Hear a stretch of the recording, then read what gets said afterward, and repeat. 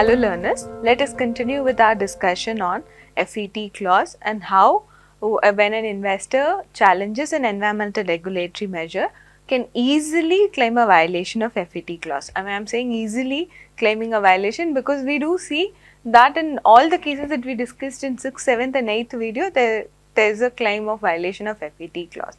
So in this video particularly we will be looking at some of the cases and how the tribunal interpreted the FET provision of the relevant BIT. I mean, we are going to discuss about NAFTA. So, NAFTA, how the tribunal looked at the NAFTA FET provision which is given under Article 1105, and then we will proceed further. I am going to divide the lecture into smaller videos. In this video, we will look at TechMed and ST Myers. Then I want to dedicate one whole video for discussing about Methanex case, because Methanex case is a very interesting case in the context of interpretation of FET clause. So, one video is dedicated only for Methanex case. After that, post Methanex case, how there was a dent with regard to the interpretation of FET clause. There was a change in tribunal's approach that we will discuss. Then finally, we will also discuss the FET clause that were decided outside NAFTA as well, and we will conclude it by referring to the Commonwealth Secretariat and all of that. So, this is how the lecture is structured. So, in this video, so we will look at how the tribunal interpreted the FET clause. When I say interpreting the FET clause, basically we are concerned about what would be the content of fair and equitable treatment. So, FET, fair and equitable treatment, is again a very vague and a generic term. So, what amounts to a violation of fair and inequitable thing, that depends on tribunal to tribunal, and that is what we see also. There is difference in the approach. Some even scholars are also divided on this issue of what is the content of an FET clause. So, some scholars say that FET clause is a much broader clause and it encompasses many things, from legitimate expectation, host state providing stable and predictable environment to the investor, principle of good faith, denial of justice, due process, and procedural propriety. So, some scholars say these are the things. You take Dawes's book, you would find many tenets of FET clause and how it encompasses many things. And this is exactly what the investor relies on. Investor relies on some scholars' notion of a broader concept of FET clause, and then the investor always argues before an arbitral tribunal based on these broader notion of FET clause, wherein they claim that it is an autonomous treaty standard and that FET in the international law includes customary international law as well as the treaty standard, and therefore a broader interpretation has to be given for this provision, that is FET provision in the BIT. So, this is what the investor claimed. On the other hand, the host state would mostly argue that FET clause is limited to customary international law. So, what is fair and equitable treatment? The customary international law, that is the minimum standard of treatment. We have already discussed about minimum standard of treatment in the second week of this course.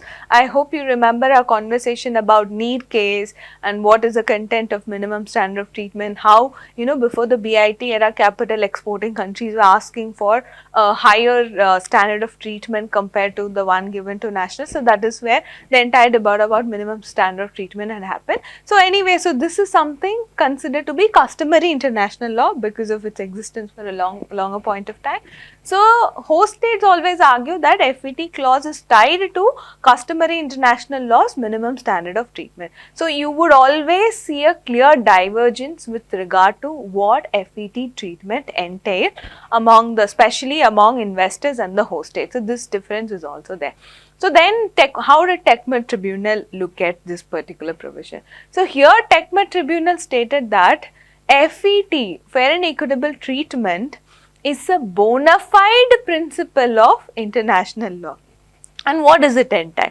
It entails that the state should act in a consistent manner, free from ambiguity, and should be transparent in all its dealings with the investor, and the host state should also ensure that laws, rules and regulations surrounding the investment should be made available to the investor.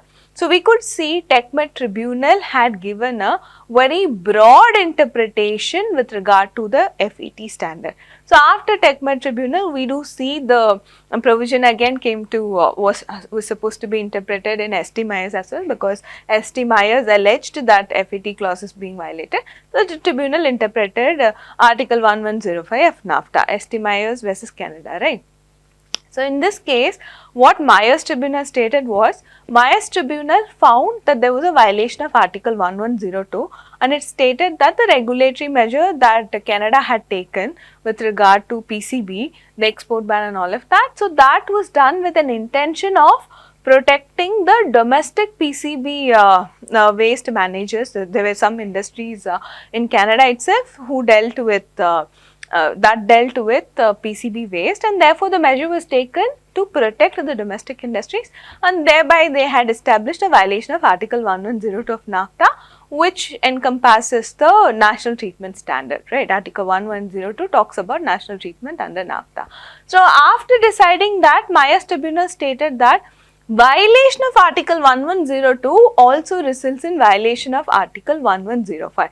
So what we see here is Myers Tribunal had tied the violation of one provision to a violation of Article 1105, which is the FET provision under NAFTA.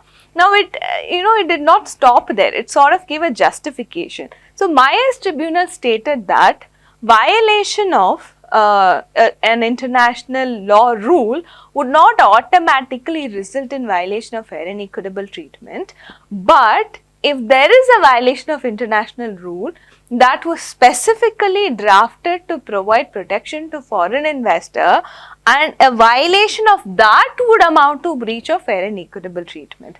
I mean, it's not new. Even Metalclad also held that violation of transparency provision of NAFTA, which was Article 102. I mean, I'm speaking from my memory. You can refer back to the case that we discussed, Metalclad case, in the 6th week of this course. Maybe you can see what was the transparency provision. I think it's Article 102. So violation of Article 102 was held to be violative of Article 1105 also. So there was, FET clauses tied to transparency provision in Metalclad case, and in ST Myers case, 1102, Article 1102 violation was tied to Article 1105. So that's something that happened. So ST Myers came out with an interesting judgment, said automatically doesn't happen, but a breach of an international rule that was specifically provided for investor protection is something that would amount to a violation of FET clause. So this is how the tribunals have been deciding or interpreting the FET provision. A very interesting interpretation of FET provision, and some sort of a jurisprudential change had happened in the context of Methanex case. Methanex is a very important case, and specifically for the purpose of our course, since we are talking about environmental principles within the field of international investment law, Methanex takes a center stage. Methanex is the case where the tribunal acknowledged and recognized the sovereign right of a host state to enact measures for the protection of the environment. So that is where the importance comes from. I mean, whatever topics we are going to discuss, I am going to emphasize a little more on Methanex case, even when we will be discussing about amicus curiae provision in the next few videos. There also I will have one specific video dedicated for Methanex case and how the concept of how the provision with regard to accepting amicus curiae submissions developed in Methanex case. So Methanex is a very important case. So therefore in the next video we'll be discussing about how the arbitral tribunal interpreted FET clause of NAFTA in Methanex versus United States case. So we'll discuss that in the next video. Thank you.